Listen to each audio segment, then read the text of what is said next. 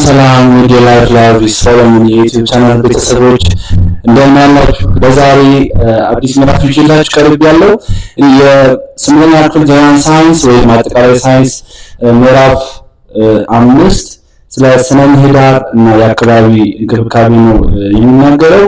ስለዚህ ይህንን ምዕራፍ ቀለልና ሳቢ በሆነ መንገድ ለማቅረብ እሞክራለሁ። እስከ መጨረሻ ድረስ አብራችሁ እንድትቆዩ ስል በአክብሮት እጠይቃለሁ። ስርዓተ ምህዳር ወይም ኢኮሲስተም የምንለው ነገር ምንድነው? ዘውግ አባላት ወይም ብቸኛ ዝርያዎች ወይም ህይወት ያላቸው አካላት ወይም ስፒሺሶች እርስ በርሳቸው ብሎም ደግሞ ከሚኖሩበት አካባቢያቸው ጋር ወይም ከፊዚካላዊ ደንቢያ ወይም ህይወት ከሌለው የኢኮሲስተም ኮምፖነንት ጋር ያላቸው ውስብስብ የሆነ መስተጋብር ነው። ስለዚህ ግንኙነቱ ሁለት ነው ማለት ነው። እርስ በርሳቸው አለ፣ ከእንደገና ደግሞ እነዚያ አካላት ህይወት ያላቸው ነገሮች ከኢህይወታዊ ደንቢያዎች ወይም ከአባዮቲክ ኮምፖነንት ጋር ያላቸው ግንኙነት ነው ማለት ነው። ስለዚህ ሁሉንም አካላት ሲደመር ደግሞ የሚኖሩበትን አካባቢ ያጠቃልላል ነው ማለት ነው። ስለዚህ ኢኮሲስተም ስንል ምንድነው? ሊቪንግ ቲንግስ ፕላስ ነን ሊቪንግ ነው ያዘው ማለት ነው። ስለዚህ ባዮቲክ ፕላስ አባዮቲክ ኮምፖነንት ነው ያለው ማለት ነው። ስለዚህ ኢኮሲስተም ወይም ስርዓተ ምህዳር የምንለው ህይወት ያላቸውና ህይወት የሌላቸው ነገሮች በአንድ ላይ ጠቃሎ የያዘ ነው። እንግዲህ ስርዓተ ምህዳር የተለያዩ ስፋት ነው ያለው። እንግዲህ በሁሉም ቦታ ተመሳሳይ የሆነ የስርዓተ ምህዳር አይነት አናገኝም። የሀይቆችን ልናገኝ እንችላለን፣ ሳራማ አካባቢዎች፣ በረሃ፣ ደን፣ ሌሎችንም መጥቀስ እንችላለን። ስርዓተ ምህዳር እርስ በርሱ የተዛመደ መስተጋብር ያለው የተቀናጀ ግንኙነት ያለውና ፀሐይን እንደ ቀዳማዊ የጉልበት ምንጭ የሚጠቀም ነው። ይሄ ከፀሐይ የመጣው ጉልበት በዛ አካላት ውስጥ ደግሞ በአንድ አቅጣጫ ብቻ ነው የሚጓዘው። ስለዚህ ወደ ኋላ የሚመለስ የለም፣ ዑደታዊ አይደለም ጉልበት። ስለዚህ ከፀሐይ የመጣው ጉልበት በዛ አካላት ውስጥ በቀጥተኛ መንገድ በአንድ አቅጣጫ ይጓዛል ወይም ዩኒዳይሬክሽናል ፍሎ ኦፍ ኤነርጂ ያለው ማለት ነው። ስለዚህ ዘይዝ ነው ኤነርጂ ሳይክል ወይም ደግሞ የጉልበት ዑደት የሚባል ነገር የለም ማለት ነው። እንግዲህ ስርዓተ ምህዳር በዋናነት ከሁለት መዋቅሮች ነው የተገነባው ወይም ደግሞ ሁለት ይዘቶች አሉት። ቅድም ለመጥቀስ እንደሞከርነው ህይወታዊ ይዘት ወይም ባዮቲክ ኤንቫይሮንመንት ኮምፖነንት የምንለው አለ። ይህ ህይወታዊ ይዘት ወይም አባዮቲክ ኮምፖነንት የምንለው አለ። እዚህ ጋር በቀላሉ ሰዎች ባዮ ማለት ላይፍ ነው። ስለዚህ እዚህ ጋር ደግሞ ኤስ ገባበት አፍራሽ ናት። ስለዚህ ይህ ህይወታዊ ይዘት እንደማለት ነው። ባዮቲክ ኮምፖነንት ወይም ባዮቲክ ኤንቫይሮንመንት ወይም ህይወታዊ ይዘት ላይ የሚካተቱት አምራቾች አሉ። በራሳቸው ምግብ የሚያዘጋጁ ወይም ፕሮዲውሰርስ የምንላቸው፣ ፈጂዎች ወይም ኮንሱመርስ አምራቾችን የሚመገቡ ወይም ሌሎች ፈጂዎችን የሚመገቡ አፈራራሾች አሉ። እንግዲህ የሞቱ የበሰበሱ ነገሮችን በማፈራረስ ጉልበት የሚያገኙ ማለት ነው። እነዚህ አካላት ህይወት ያላቸው ነገሮች ብቻቸውን አይደለም የሚኖሩት፣ ህይወት ከሌለው ነገር ጋር በመቀናጀት ወይም መስተጋብር በማድረግ ነው። ስለዚህ እነዚህ ህይወት ያላቸው ነገሮች ከምን ጋር መስተጋብር ሊፈጥሩ ይችላሉ? ከአየር ጠባይ ደንቢያዎች ጋር። ስለዚህ የሚኖሩበት አካባቢ የፀሐይ ብርሃን፣ መጠነ ሙቀት፣ ውሃ እና ሌሎችም ወሳኝ ነገር ነው እነዚህ አካላት ህይወታቸውን እንዲያስቀጥሉ። ሌላው የአፈር ነክ ደንቢያዎች ናቸው። የአፈሩ ፒኤች አሲዳማ ነው ወይም ቤዛማ ነው የሚለው ጥያቄ መሰረታዊ ነው በአፈር ውስጥ ለሚኖሩ እጽዋትን ጨምሮ ሌሎችን አካላትን ማለት ነው። ማዕድናት፣ የአፈሩ ማዕድናት ወይም የአፈሩ ለምነት ወሳኝ ነው። የአፈሩ እርጥበት ወይም ውሃን የመያዝ አቅም፣ የአፈሩ አየርን የማሳለፍ ወይም የኤሬሽን ካፓሲቲው ወሳኝ ነው ማለት ነው ህይወት ያላቸው ነገሮች በአፈር ውስጥ መኖር እንዲችሉ ማለት ነው። ሌላው የመሬት አቀማመጥ ቶፖግራፊን ወሳኝ ነው። ስለዚህ ተራራማ አካባቢ ላይ የሚኖሩ አካላት ይኖራሉ፣ ዝቅተኛ ቦታ ላይ የሚኖሩ አካላት ይኖራሉ ማለት ነው። ስለዚህ እነዚህ ህይወት ያላቸው አካላት ከነዚህ ህይወት ከሌላቸው ወይም ኢህይወታዊ ወይም አባዮቲክ ኤንቫይሮንመንት ጋር ያላቸው መስተጋብር በአጠቃላይ ምን ብለን እንጠራዋለን? ስርዓተ ምህዳር ወይም ኢኮሲስተም ብለን እንጠራዋለን። ስለዚህ ባዮቲክ ስንል እዚህ ጋር ፕላንትስ አሉ፣ ሌሎችም መጥቀስ ይቻላል። አባዮቲክ ኮምፖነንት ላይ ፀሐይ ብርሃን አለ፣ ውሃ አለ፣ አፈር አለ፣ ሌሎችም መጥቀስ ይቻላል። ስለዚህ እነዚህ ሁሉ ያጠቃልለው ኢኮሲስተም ብለን እንጠራዋለን ማለት ነው። ሌላ የምንመለከተው ስለ ህይወታዊ መስተጋብር ወይም ባዮሎጂካል ሪሌሽንሺፕ ነው። ህይወት ባላቸው አካላት ውስጥ ያለው መስተጋብር ወይም ግንኙነት ምንድነው ለሚለው ጥያቄ ነው መልስ የሚሰጠን። የመስተጋብር አይነቶች ብቻ ነው። በዚህ ስርዓተ ምህዳር ውስጥ አንድም አካል የለም። ስለዚህ እኔ ለብቻዬ ነው ማንም አያስፈልገኝም ብላ ብሎ መናገር የሚችል አንድም አካል የለም። ስለዚህ ሁሉም አንዱ በአንዱ ላይ በሆነ መንገድ የሚገናኝ የሆነ እርስ በርስ የሚተሳሰር ነው ማለት ነው። ስለዚህ እርስ በርስ የተሳሰሩና ግንኙነት ያላቸው ናቸው። ይሄ ግንኙነታቸው የተለያየ ነው። አንዳንዶቹ እርስ በርስ ሁለቱም ሊጠቃቀሙ ይችላሉ፣ ወይም ደግሞ አንዱ ሊጠቀም ሌላኛው ሊጎዳ ይችላል፣ ወይም አንደኛው ተጠቃሚ ሆኖ ሌላኛው ተጎጂ ወይም ደግሞ ተጎጂም ተጠቃሚ ላይሆን ይችላል ማለት ነው። ስለዚህ እነዚህ ሁሉ የያዘ ነው ስነ ህይወታዊ መስተጋብር የምንለው። የመስተጋብር አይነቶች የሚከተሉት ናቸው። ተደጋግፎት፣ ኮሜንሳሊዝም፣ አሜንሳሊዝም፣ ውድድርና ጥገኝነት አንድ በአንድ ያላቸውን ባህሪያት እንመለከታለን። የመጀመሪያው የስነ ህይወታዊ መስተጋብር ባዮሎጂካል ሪሌሽንሺፕ ኮምፒቲሽን ወይም ውድድር የምንለው ነው። ስለዚህ ህይወት ያላቸው አካላት በአንድ በተወሰነ ሀብት ላይ ለምሳሌ እዚህ ጋር ሳር ያለ እነዚህ ሁለት ሳሮች በዚህ ሳር ነው የሚጣሉት። በአንድ በተወሰነ ሀብት ላይ የሚያደርጉት ያንን ሀብት ለማግኘት የሚያደርጉት ፍክክር ነው፣ ኮምፒቲሽን ወይም ውድድር የምንለው። ስለዚህ እነዚህ ሀብቶች ምን ሊሆኑ ይችላሉ? በምግብ ላይ ሊጣሉ ይችላሉ፣ በውሃ፣ በፀሐይ ብርሃን፣ በሚነራ ቦታዎች፣ በሌሎችም ማለት ነው። ስለዚህ በቻርልስ ዳርዊን ፕሪንሲፕል ሰርቫይቫል ኦፍ ዘ ፊተስት ወይም ደግሞ በውድድር ውስጥ የበላይ ሆኖ ከፍ ብሎ የታየው አካል አሸንፎ ጎልቶ ይወጣል። ሌላኛው ደግሞ ዝቅ ያለው ደግሞ ደካማ ወይም ተሸናፊ ይሆናል ማለት ነው። ስለዚህ ሁለቱ አካላት ፍክክሩ ያደርጋል ለአንድ ተመሳሳይ ለሆነ ሀብት። ስለዚህ ያሸነፈው አካል ያንን ሀብት ጠቅልሎ ይወስዳል። ሌላኛው ደግሞ ያው በደካማነቱ ተሸንፎ ይቀራል ማለት ነው። ይሄ መስተጋብር በማንኛውም አካላት ላይ ይሰራል። በተለይ የምንኖርባት ዓለም የውድድር ዓለም ናት ይባላል። አንዱን አልፎ የሚሄድበት ጥሎ ማለፍ ዓለም ነው ይባላል። ያው ምንም እንኳን ይሄ በዚህ ሐሳብ ባለስማማም ግን ያው ዓለም በዚህ አይነት መስተጋብር ውስጥ ነው ያለችው። ግን ማንበት ወደፊት ያለውን ነግራቸዋለሁ። ሁሉ ዓለም መልካም እንድትሆን ካሰብን የትኛው መስተጋብር ቢሆን ጥሩ ነው ወይ ለእናንተም እንደ ጥያቄ ያዛችሁት አብራችሁ ከመንገድ ትመጣላችሁ። የኔን በኋላ ላይ ነግራቸው የትኛው መስተጋብር እንደሆነ ጥሩ ነው ለዓለማችን። ሌላ አሜንሳሊዝም ነው። አሜንሳሊዝም አንደኛው አካል አይጠቀምም ብሎም አይጎዳም፣ ሌላኛው አካል ግን በመስተጋብር ውስጥ ተጎጂ ነው የሚሆነው። ይሄ እንዴት ሊሆን ይችላል? አንደኛው ብቸኛ ዝርያ ወይም ስፒሺስ ይጎዳል፣ ተጎጂ ነው ይሄ ኔጌቲቭ። ሌላኛው ግን ተጠቃሚ ተጎጂ የማይሆን ኒውትራል ዜሮ ማለት ነው። ለምሳሌ ለማሳየት ፔንሲሊየም የሚባል ፈንገስ አለ። የፈንገስ ዝርያ ነው። ፔንሲሊየም የሚባል ኬሚካል ሪሊዝ ያደርጋል ወይም ይለቃል። ባክቴሪያ እና ፈንገሶች ብዙ ጊዜ አብረው ነው የሚኖሩት።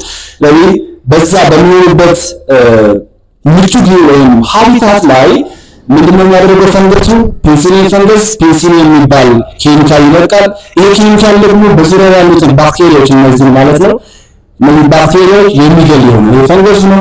እነዚህ ባክቴሪያዎች በፔንሲሊየም ፈንገስ ምን ይጎዳሉ፣ ይሞታሉ ማለት ነው። የፔንሲሊየም ቁጥር ከጊዜ በኋላ እየቀነሰ ይመጣል ማለት ነው። ስለዚህ በዚህ መስተጋብር ፈንገሱ ኬሚካልን በተፈጥሯዊ መንገድ መልቀቅ ስላለበት ነው እንጂ የሚለቀው ከመስተጋብሩ ተጠቃሚ ሆነ ተጎጂ አይሆንም።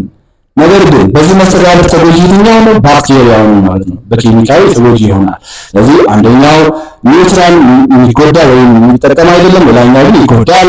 ሌላ ምሳሌ ኢካሊፕተስ ትሪ ወይም ባህር ዛፍና በዙሪያው የሚያድጉ ወይም ከስሩ ከባህር ዛፍ ስር የሚያድጉ ተክሎች ያላቸው መስተጋብር የአሜንሳሊዝም መስተጋብር ምሳሌ ነው።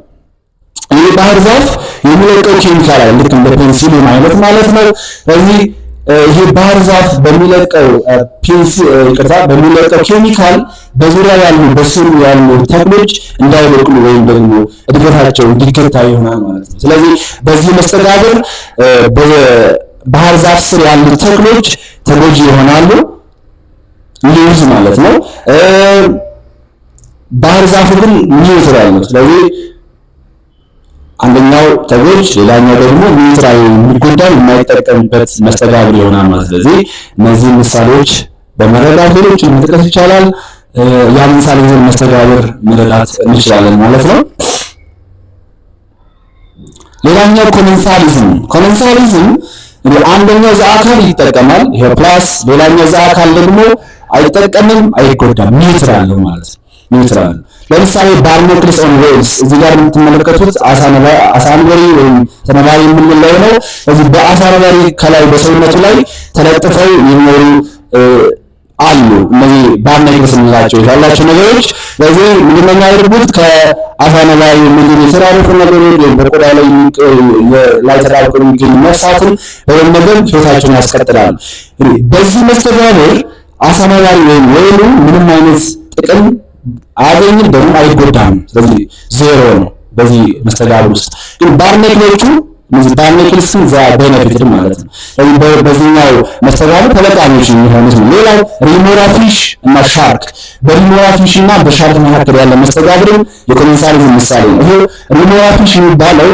በሻርክ በታችኛው የሰውነት ክፍል ላይ ተጣብቆ ከሻርኩ የሚተራረፉ ምግቦችን እየለቃቀመ የሚበላ የአሳ ዝርያ ነው ስለዚህ በዚህኛው መስተጋብር ሪሞራ ፊሽ ተጠቃሚ የሚሆነው ምግብን ያገኛል ሻርኩ ግን ኒውትራል ተጠቃሚ ተጎጂም አይሆንም ማለት ነው ሌላው ከብቶች ሳር ሲግጡ ከስራቸው እየተከታተሉ የሚሄዱ የአዕዋፍ ዝርያዎች አሉ ስለዚህ በዚህ መስተጋብር እነዚህ ከብቶች ሳር ሲግጡ የሚወጡ ሶስት አስቂዎች ኢንሴክቶች አሉ ትራክሎች ከአፈር ውስጥ የሚወጡ ስለዚህ እነዛን ይመገባሉ እነዚህ ወፎች በዚህ መስተጋብር ውስጥ እነዚህ ወፎች ተጠቃሚ የሚሆኑት ከብቶቹ ግን ኒውትራል ናቸው ተጠቃሚ ተጎጂ ነው ሌላ ለምሳሌ ወፎች በዛፍ ላይ ጎንጃቸውን ይሰራሉ በዛም ቤታቸውን ወይም ደግሞ መጠለያቸውን ያገኙ ማለት ነው ስለዚህ እነሱ ተጠቃሚዎች ናቸው ከዚህ መስተጋብር ወፎች ተጠቃሚዎች ናቸው ዛፉ ግን ዛፍ ነው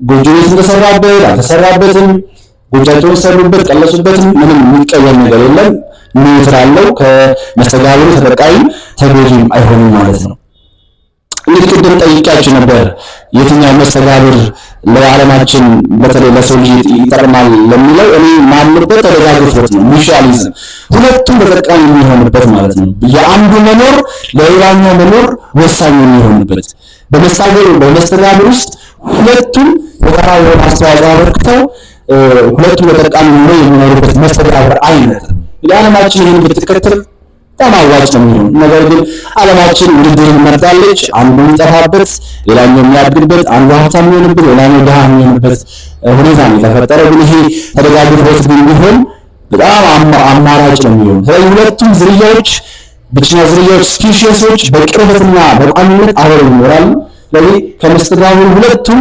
ተጠቃሚዎች ናቸው ማለት ነው ስለዚህ የአንዱ ህልውና የአንዱ መኖር በሌላኛው መኖር ላይ የተመሰረተ ነው ወይም የአንዱ መጥፋት ለሌላኛው መጥፋት ምክንያት ይሆናል ማለት ነው ለምሳሌ ሊጉሚነስ ፕላንት ስፒሺሶች ወይም የሊጉሚነስ የእጽዋት ዝርያዎች እንደነ ባቄላ አይነት የእጽዋት ዝርያዎች ከስራቸው ውስጥ የሚኖሩ ባክቴሪያዎች አሉ ሩታቸው ውስጥ የሚኖሩ ባክቴሪያዎች አሉ ስለዚህ ምንድነው መስተጋብሩ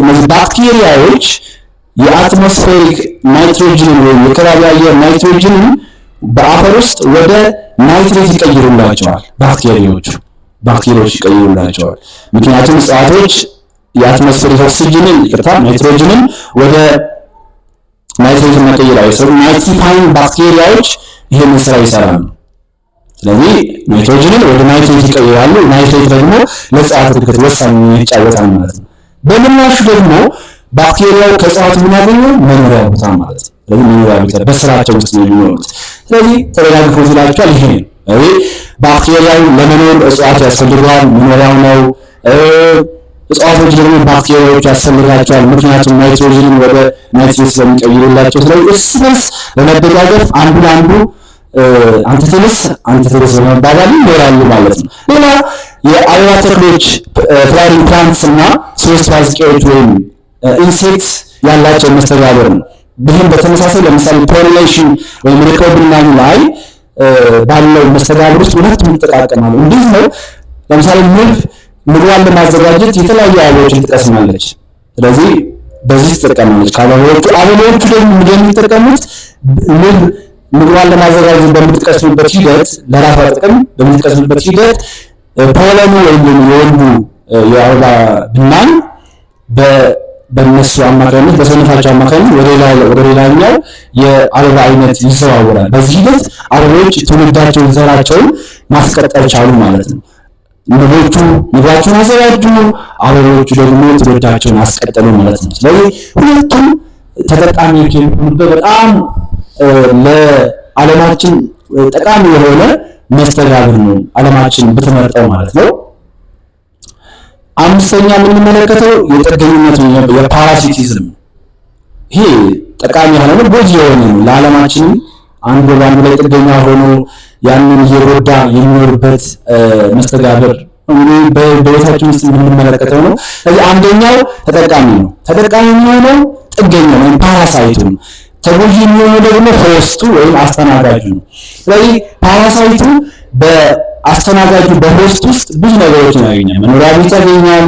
ከእንደገና ደግሞ ምግብ፣ ወሳኝ ነገሮች፣ ለህይወት የሚጠቅሙትን ነገሮች ያገኛሉ። ለምሳሌ በእግር ፈንገስና በእግር ጣቶች መካከል ያለው መስተጋብር የፓራሲቲዝም የጥገኝነት ምሳሌ ነው። ስለዚህ የእግር ፈንገስ ቲያኒያ ካፕቲቲስ አይ ቲንክ አልተሳሳትኩኝ ያ ፈንገስ አለ። ቲያኒያ ካፕቲቲስ የሚባለው ፈንገስ በእግር ጣቶች ላይ ነው የሚኖረው ማለት ነው። ለዚህ ምንድነው የሚያደርገው? የእግር ጣቶችን ወይም ደግሞ በእግር ጣቶች መካከል ያሉትን ቆዳዎች እየበላ መሆኑን ይቀጥላል። ከዚህ ተጠቃሚ ሆነ ማለት ነው የእግር ፈንገስ። የእግር ጣቶች ደግሞ ተጎጂ የሚሆኑት ወይም እኛ ተጎጂ የሚሆኑት ምክንያቱም በሽታ ነው፣ እግራችን ይጎዳል፣ በሽታ ይዘናል ማለት ነው። ስለዚህ ኔጌቲቭ ተጎጂ ነን። የኮሶትል በአንጀት ላይ በመሆን ከአንጀት እኛ የምንበላው ምግብ ያገኛል፣ በዚህም ተጠቃሚ ይሆናል። ሰው ደግሞ ተጎጂ ይሆናል ማለት ነው። ሰው ኔጌቲቭ፣ የኮሶትል ደግሞ ፖዚቲቭ ተጠቃሚ ይሆናል ማለት ነው። እንግዲህ ከመስተጋብሮቹ በጣም ወሳኝ ትምህርት እንዳገኛቸው በጣም ተስፋ አደርጋለሁ። የትኛውን መስተጋብር ዓለማችን ብትመርጥ ጥሩ ነው የሚለው የራሳችሁን ምልከታ ትይዛላችሁ። እኔ ወደ ቀጣዩ እሄዳለሁ። ቀጣዩ የምግብ ተዛምዶች ነው። የምግብ ተዛምዶች ማለት እርስ በርስ ከፀሐይ ጀምሮ ጉልበት እስከ መጨረሻው በዛ አካላችን የሚያደርገውን ጉዞና ተዛምዶቹን ነው የሚያሰዳን ማለት ነው። በብርሃን አስተጻምሮ ሂደት በፎቶሲንተሲስ ሂደት አረንጓዴ ተክሎች ወይም እጽዋቶች የፀሐይን ጉልበትን ወይም ላይት ኤነርጂን ሶላር ኤነርጂ ወደ ኬሚካል ጉልበት ወደ ምግብ ጉልበት ይቀይራሉ። ለምግባችን ያዘጋጃሉ። የኬሚካል ጉልበትን እጽዋት ያዘጋጁት በምግብ መልክ ከዛ አካላት ወደዛ አካላት ይተላለፋል። ስለዚህ እጽዋትን የሚበሉ እንስሳቶች ያን ጉልበት ያገኛሉ ማለት ነው። የራሳቸውን ምግብ የሚያዘጋጁት አምራቾች እንላቸዋለን። በራሳቸው የሚችሉ አዘጋጆች ወይም አምራቾች ፕሮዲውሰርስ እንላቸዋለን። የራሳቸውን ምግብ ማዘጋጀት የማይችሉ ደግሞ ፈጂዎች ወይም ኮንሱመርስ እንላቸዋለን። እነዚህ ፈጂዎች ከሚበሉት የምግብ አይነት አንጻር በሶስት እንከፍላቸዋለን። ሳር በል፣ ስጋ በል፣ ሳርና ስጋ በል ወይም ሁለቱም የሚመገቡ ናቸው። በዚህ መሰረት በስርዓተ ምህዳር ውስጥ የዛ አካላት ህይወት ዑደቱ ማለትም ሳይቋረጥ በተፈጥሮ ያለው ሂደት በመከተል በቀጣይነት ይጓዛል ማለት ነው። ሌላ የምንመለከተው የምግብ ሰንሰለትና የምግብ መረብ ነው ወይም ፉድ ቼን ኤንድ ፉድ ዌብ የምንለው ማለት ነው። በስርዓተ ምህዳር ውስጥ ያለው ጉልበት በዛ አካላት ውስጥ የሚተላለፍበት መንገድ እንዴት ነው ብለን ስንጠይቅ መልሱ በምግብ ሰንሰለትና በምግብ መረብ ላይ ያርፋል ማለት ነው። ስለዚህ በስርዓተ ምህዳር ውስጥ ሁሉም ዛ አካላት የመጀመሪያ ቀዳማዊ ወይም ዘ አልቲሜት ኤነርጂ ሶርሳቸው ማናት? ፀሐይ ነው። የፀሐይ ብርሃን። ስለዚህ አምራቾች ብርሃንን በመጠቀም በብርሃን አስተጻምሮ ሂደት በፎቶሲንተሲስ ሂደት ይህን የብርሃን ጉልበት ወደ ኬሚካል ጉልበት ይቀይራሉ። ያ ደግሞ የኬሚካል ጉልበት በዛ አካላት ውስጥ ይተላለፋል ማለት ነው። ከምግብ ሰንሰለት ወይም ከፉድ ቼን ስንጀምር ከቃሉ እንደምትሰሩት ሰንሰለታዊ ነው። ስለዚህ ቀጥታ እዚህ ጋር ተጀመረ የምግብ ሰንሰለቱ እዚህ ጋር ያበቃል ማለት ነው። እንግዲህ ስብስብ ወደዛ የሚሄድበት ነገር የለውም። ስለዚህ በዚህ የምግብ ተዛምዶ ውስጥ አንድ አካል አንድ አይነት ምግብ ብቻ ነው የሚመገበው ወይም ደግሞ በአንድ አካል ብቻ ነው የሚበላው ማለት ነው። እንግዲህ በምግብ ሰንሰለት ውስጥ እያንዳንዱ የምግብ ደረጃ ከአምራቾች ጀምሮ ያለው እያንዳንዱ የምግብ ደረጃ ትሮፒክ ሌቭል ወይም የምግብ ደረጃ ብለን የምግብ እርከኑን የምግብ ደረጃ ብለን እንጠራዋለን። ስለዚህ የምግብ ሰንሰለት የሚጀምረው ከአረንጓዴ እጽዋት ወይም ከአዘጋጆች ከፕሮዲውሰሮች ነው። በምግብ ተዛምዶ ውስጥ ሁሉም ፈጂዎች እንስሳቶች ናቸው ወይም ሁሉም እንስሳት ፈጂዎች ናቸው ማለት ነው። እንግዲህ ምሳሌ ለመውሰድ የምግብ ሰንሰለት ሳር በአንበጣ ይበላል፣ አንበጣ በእንቁራሪት ይበላል፣ እንቁራሪት በእባብ ይበላል፣ እባብ ደግሞ በጆፌ አሞራ ይበላል። እንግዲህ በዚህ የምግብ ሰንሰለት ውስጥ እያንዳንዱ ያሉትን ስንመለከት ስንተኛ ምግብ ደረጃ ነው፣ ስንተኛ ፈጅ ነው፣ ስንተኛ ስጋ በል ነው የሚለው እነዚህ ሶስት ነገሮች ይጠይቃሉ። የምግብ ደረጃ ወይም ትሮፒክ ሌቭል የሚጀምረው ከአምራቾች ነው ብለናል፣ ከአዘጋጆች። ለዚህ ሳር ወይም እዚህ ጋር እጽዋት አንደኛ የምግብ ደረጃ ነው። አንበጣ ሳርን ይበላል፣ እዚህ የምግብ ደረጃ ሁለተኛ ነው የሚሆነው። እዚህ ግን አንድ የጀመርነው የምግብ ተዛምዶ አለ። እሱ ምንድነው? መፍጀት። ይሄው አንበጣው ሳሩን በላ ማለት ነው። ስለዚህ አንደኛ ደረጃ ፈጅ ተጀመረ ማለት ነው፣ ወይም ፕራይመሪ ኮንሱመር ማለት ነው። ከዛ አንበጣው በማን ይበላል? በእንቁራሪት ይበላል። ያው የምግብ ደረጃው ምንም በዛው ይቀጥላል፣ ሶስተኛ ደረጃ ላይ ይደርሳል። ፈጂዎች ደግሞ እዚህ ጋር አንበጣ አንደኛ ነበረ፣ ስለዚህ እንቁራሪት ደግሞ ሁለተኛ ፈጅ ይሆናል።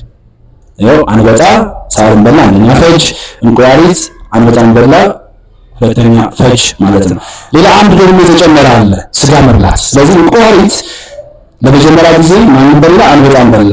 ስለዚህ ስጋ በል ነው፣ አንደኛ ደረጃ ስጋ በል እንላለን። ከእንቁራሪቱ ያልቀረለትን በማን ተበላ? በእባብ ተበላ። የምግብ ደረጃው ትሮፒክ ሌቭሉ አራተኛ የምግብ ደረጃ ሆነ። ፈጂዎች ደግሞ ሁለተኛ ጋር ደርሰናል። ስለዚህ ሶስተኛ ፈጅ ይሆናል። እባብ አሁንም ስጋ በል ነው። ስንተኛ ስጋ በል? ይሄው አንደኛ ስጋ በል አንበጣ ነው። ይቅርታ፣ አንደኛ ስጋ በል እንቁራሪት ነው። ከዛም እባብ ስንተኛ ስጋ በል? ሁለተኛ ስጋ በል ማለት ነው። ጆፌ አሞራ በተመሳሳይ አምስተኛ የምግብ ደረጃ ይሆናል። ይሄው 1 2 3 4 ብለን አምስተኛ ደረጃ ደርሰናል። እንግዲህ ፈጂዎች ደግሞ መቼ የተጀመሩት? ከአንበጣ ነው። ፕራይመሪ ኮንሱመር፣ ሰከንደሪ ኮንሱመር፣ ተርሸሪ ኮንሱመር፣ ያን ኳተርነሪ ኮንሱመር ወይም አራተኛ ደረጃ ፈጅ ሆነ ማለት ነው። ያን ስጋ በል ደግሞ የጀመረው ከእንቁራሪት ነው። 1 2 ጆፌ አሞራ ሶስተኛ ወይም ስጋ በል ወይም ተርሸሪ ካርኒቨረስ ሆነ ማለት ነው። ስለዚህ ይሄኛው የምግብ ደረጃ ነው። ይሄ የምግብ ደረጃ ነው። ይሄኛው የፈጂዎች ነው፣ የሁለተኛው ማለት ነው። እዚህ ጋር ደግሞ ስጋ በል ስጋ በል። ስለዚህ ይሄንን በዚህ አንፃር እናያለን። በዚህ የምግብ ደረጃዎች የመጀመሪያዎቹን ታያላችሁ፣ የሁለተኛው ደግሞ የፈጂዎቹን ቁጥር ብዛት ታያላችሁ። እዚህ ደግሞ የስጋ በሎችን ታያላችሁ ማለት ነው። ሁለተኛው የምግብ ተዛምዶ የምግብ መረብ ወይም ደግሞ ፉድ ዌብ የምንለው ነው።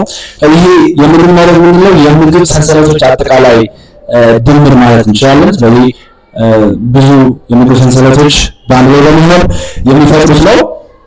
ስለዚህ ይሄ ግንኙነት ውስብስብ ነው። ስለዚህ አንድ አካል ከአንድ በላይ የምግብ አይነት ወይም ደግሞ ፍላጎት ወይም ደግሞ ምንጮች ሊኖሩት ይችላሉ። ወይም ደግሞ አንድ አካል በብዙ አካላት ሊበላ ይችላል ማለት ነው። ለምሳሌ እዚህ ጋር ብንወስድ ሳር አለ። አምራቾች ሳር እዚህ ጋር በአይጥ ይበላል፣ ከነያ በአንበጣ ይበላል፣ በተጨማሪ በአይጥ በጥንቸል ይበላል። ስለዚህ አንዱ አካል በብዙ አካላት ተበላ ማለት ነው። የብዙ አካላት የምግብ ምርጫ ሆነ ማለት ነው። ለምሳሌ አይጥን ብንወስድ በእባብ ይበላል፣ በጆፌ አሞራ ይበላል። ስለዚህ ከአንድ በላይ አካላት ተበላ ማለት ነው።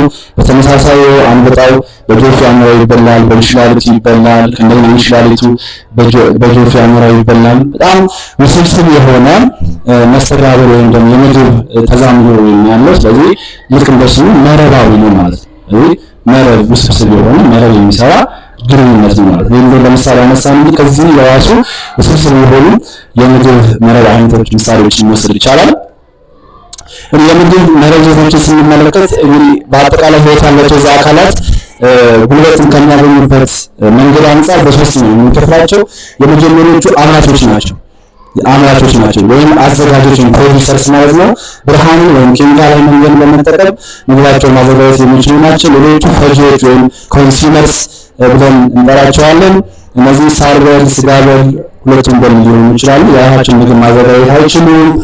አፍራሾች ደግሞ የሞቱትን ነገሮች በማፈራረስ ጉልበት የሚያገኙና ለአፈሩ ለምነት የአፈር ለምነትን የሚጨምሩ ናቸው። እንደ ባክቴሪያዎች፣ ፈንገሶች፣ ትሎች፣ ሌሎችንም ምሳሌ መጥቀስ እንችላለን። የአምራቾች ምሳሌ እጽዋት፣ ዋቅላሚዎች፣ ሌሎችንም መውሰድ እንችላለን ማለት ነው። ሌላው ስነ ምህዳራዊ ፒራሚዶች ናቸው። በስርዓተ ምህዳር ውስጥ ያለው የጉልበት መጠን፣ የአካላት ብዛት፣ የህይወት ሚዛን በአጠቃላይ በግራፍ መልክ የሚገልጽልን ነው ስነ ምህዳራዊ ፒራሚዶች የምንላቸው። ሶስት አይነት የፒራሚድ አይነቶች አሉ በስርዓተ ምህዳር ውስጥ የአሃዝ ፒራሚድ፣ የህይወት ሚዛን ፒራሚድ፣ የጉልበት ፒራሚድ።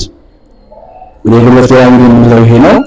ከጉልበት ጋር ተገናኘ የአሃዝ ፒራሚድ ብዛትን የሚገልጽልን ይሄው ብዛቱን እዚህ ጋር እንደምታዩት 10,000 እንዳው እያለ የሚቀጥል። ከዛ በኋላ ደግሞ ባዮማስ ፒራሚድ ክብደትን ድራይ ዌይትን የሚነግረን በአንድ ሜትር ስኩዌር ውስጥ ያለውን የዛ አካላት ክብደት የሚገልጽልን ይሄው ክብደቱ እየቀነሰ የሚሄድ። ስለዚህ እነዚህ የዛ አካላት ውስጥ በስርዓተ ምህዳር ውስጥ የጉልበቱን ፍሰት ሁኔታ አካላቱን በእያንዳንዱ የምግብ ደረጃ ወይም ትሮፒክ ሌቭል ላይ ያለውን የዛ አካላት ብዛት ብሎም ደግሞ የዛ አካላቱን ክብደት የሚነግረን ማለት ነው። እያንዳንዱን እንመለከታቸዋለን። የአሃዝ ፒራሚድ ኦፍ ነምበር ስንል በእያንዳንዱ የዛ አካላት ውስጥ ያለውን የዛ አካላት ብዛት እና በአምራቾችና በፈጆች መካከል ያለውን ተዛምዶ ነው የሚነግረን። ስለዚህ እዚህ ጋር የዛ አካላት ብዛት በምድር ደረጃዎች እየቀነሰ ነው የሚሄደው በአብዛኛው ማለት ነው።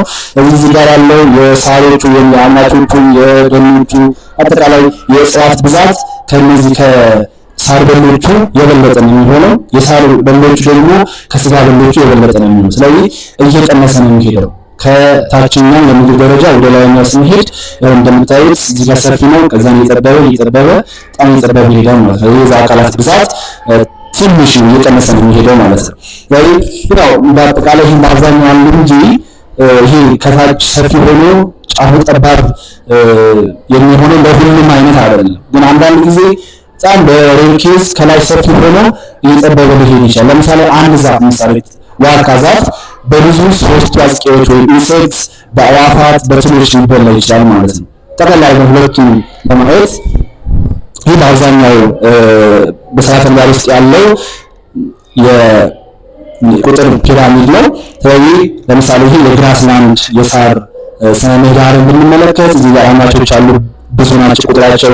ከዛም እየጠበበ ይሄዳል የዛ አካላት ብዛት። ግን በተቃራኒው በፒራሚድ ኦፍ ነምበር ኦን ኤ ትሪ ኢኮሲስተም በዛፎች ላይ ያለው የፒራሚድ ሁኔታ ግን የተቀየረ ነው የሚሆነው። አንድ እዚህ ጋር እንደምታዩት አንድ ዛፍ አለ። ይህ ዛፍ በኢንሴክት በሶስት አጥቂዎች በትናንሽ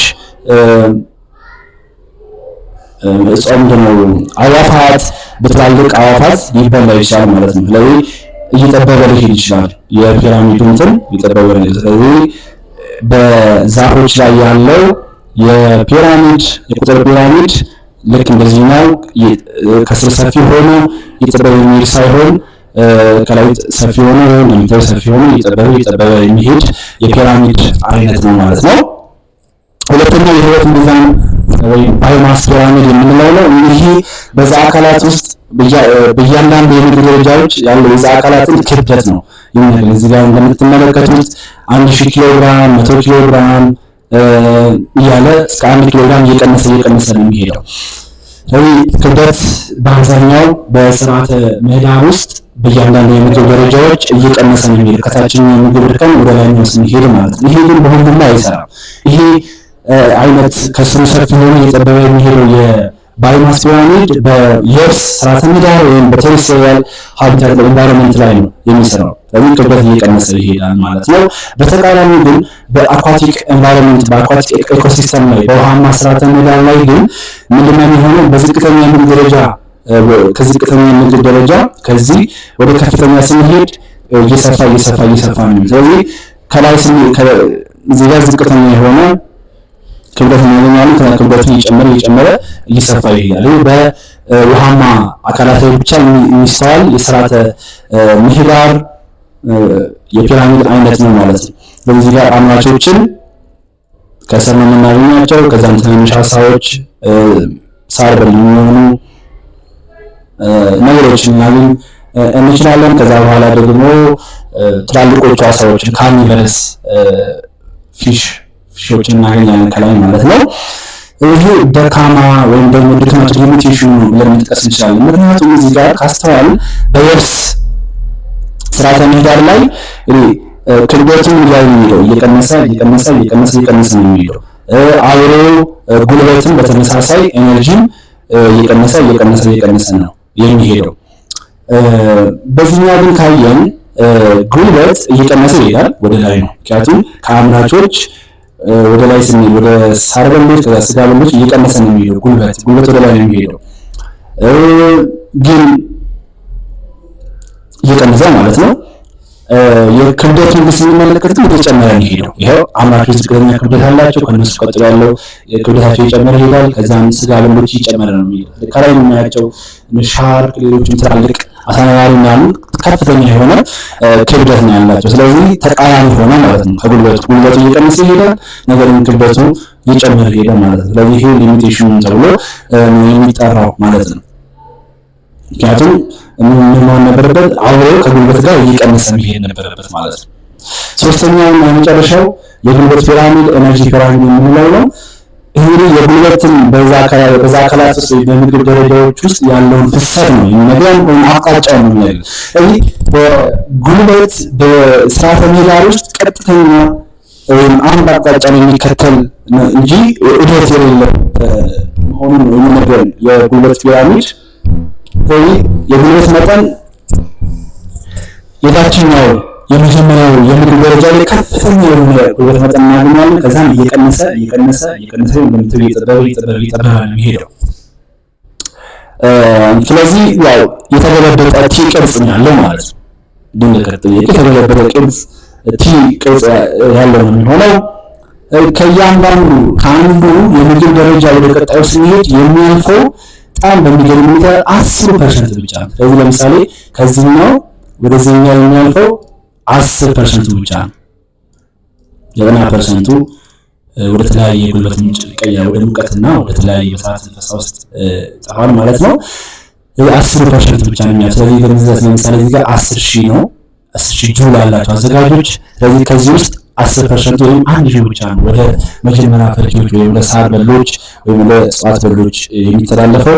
ከዚህ ደግሞ ከእጽዋት በሎች ደግሞ ከ1,000 ጁል አሁንም 10% ብቻ ነው ወደዚህ የሚተላለፈው። 10% ማለት ያው 100 ጁል ማለት ነው። አሁንም በተመሳሳይ ወደ ስጋ በሎች ወደ ላይኞች ስጋ በሎች ወደ ሶስተኛ ፈርጅ ደግሞ የሚተላለፈው 10% ነው። የ110% 10 ጁል ብቻ ነው የሚተላለፈው ማለት ነው። ስለዚህ የጉልበት ፒራሚድ እስካሁን ካየናቸው ከሁለቱ ፒራሚዶች የሚለየው ምንም ጊዜ ቋሚ ቅርጽ ነው ያለው። ስለዚህ ቀጥተኛ የሆነ ጉዞ ያለው ቋሚ ቅርጽ ያለው ነው ማለት ነው። ሌላው የምንመለከተው የኒውተን ሳይክል የንጥረ ነገር ዑደት ነው። እነዚህ አካላት በአካባቢያቸው መካከል ለመኖር በኢህይወታዊ ደንቦች ላይ ለመኖር የሚያስፈልጋቸዋል ማዕድናት ያስፈልጋቸዋል። እነዚህ ማዕድናት ደግሞ ያለማቋረጥ በዛ አካላት ህይወት ባላቸውና ህይወት በሌላቸው መካከል ምን መሆን አለበት?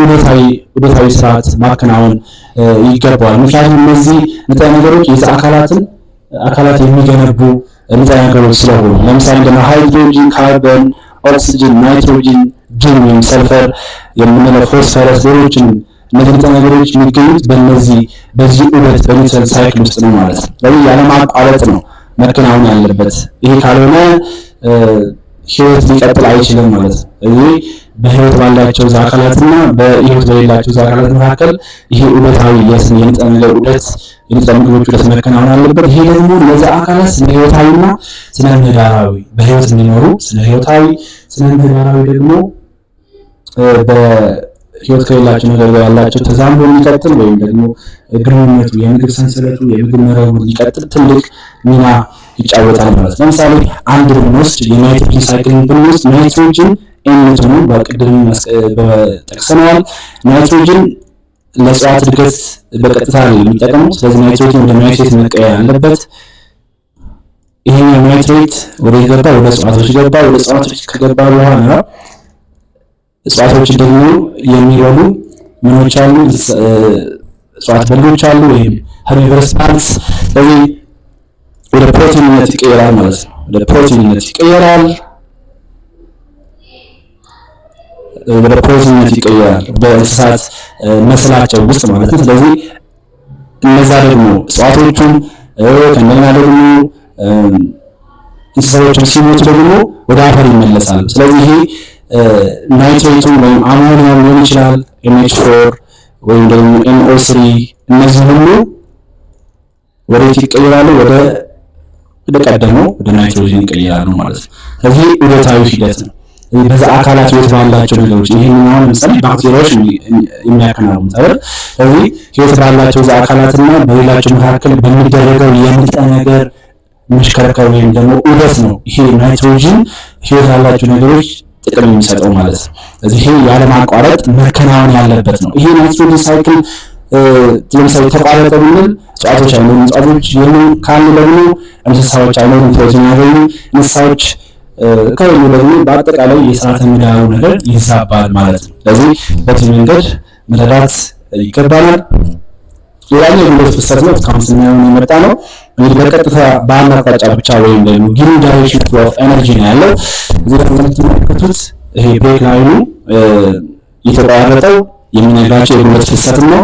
ይሄ ደግሞ ደማቁ ደግሞ አሮን የሚነግራቸው ደግሞ ቀስቱ የንጥረ ነገሮችን እንቅስቃሴ ነው። ስለዚህ ከፀሐይ ብርሃን የቀዳማውያን የዛ አካላት የጉልበት ምንጭ ናት። ወደ አምራቾች ካርቦን ዳይኦክሳይድ ወተርን በመጠቀም ፎቶሲንቴሲስ ማከናወነው ጉልበትን የፀሐይ ጉልበትን ወይም ደግሞ ሶላር ኤነርጂን ወደ ኬሚካል ጉልበት ይቀይራሉ። ከዛም ከአምራቾች ደግሞ ይሄ ጉልበት ወደ ሳር በሎች ይተላለፋል። ከዛ ወደ ስጋ በል፣ ከዛ በኋላ ደግሞ ወደ አፈር አራሾች፣ ከዚህ በኋላ ወደ ሙቀት ሂት ነው። ስለዚህ በሁሉም የምግብ ሰንሰለት ድረስ መጨረሻ ላይ ጉልበት ወደ ሙቀት ነው የሚቀየረው። ስለዚህ ከዚህ በኋላ እናገኘው አያችሁት። ከዚህ በኋላ አሁን ዶክተር ብሎ አልቀጠለም። ስለዚህ እንትን ያለ ወደዛ ይመለስም። ነገር ግን ይሄን የነዛ ነገሮች እንቅስቃሴ ስንመለከት ግን ይሄ ማለት ነው ይሁት ማዕድናት አሉ እዚህ ጋር ናይትሮጅን፣ ፎስፈረስ፣ ሰልፈር አምራቾች ላይ ይገባሉ። ወይም እጽዋቶች ማዕድናትን ይጠቀማሉ። ከዛም ወደ የሚሄደው ወደ ሳር በሎች ይገባል። ከዛ ወደ ስጋ በሎች፣ ከዛ በኋላ ወደ አፈር አራሾች ተመልሶ ይመጣል። ስለዚህ ዑደታዊ ነው ይሄ ሳይክል ነው። ተመልሶ ይላል ዑደታዊ ነው ማለት ነው። ምን ይተናገር ነገር ግን ጉልበት ምን አይደለም ዑደታዊ አይደለም ማለት ነው። እንግዲህ ለዛሬ እስከ ይሄን ካልን በቀላል በቀጣይ ስለ ተፈጥሮ ሀብት እንክብካቤ፣ ስለ አየር፣ ስለ አፈር፣ ስለ ውሃና ስለ ደን አንድ ባንድ ጠቅላላ አድርገን የምንመለከት ይሆናል። እስከዛው ጊዜ ድረስ መልካም ጊዜ እንዲሆንላችሁ እመኛለሁ። አመሰግናለሁ።